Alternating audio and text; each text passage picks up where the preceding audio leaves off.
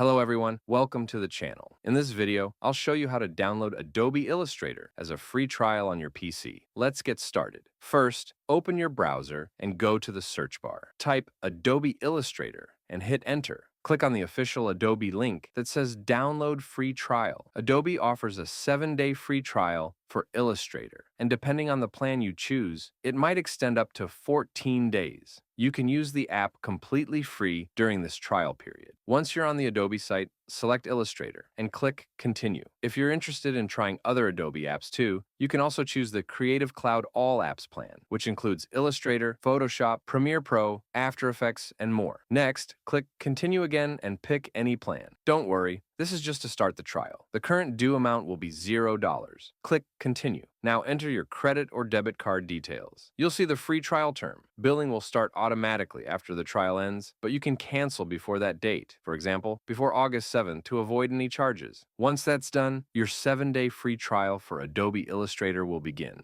You can now start designing logos, illustrations, or any kind of vector art. That's it. That's how to download and activate Adobe Illustrator's free trial on your PC. If you found this tutorial helpful, please make sure to like the video and subscribe to our channel for more content like this. Thank you for watching.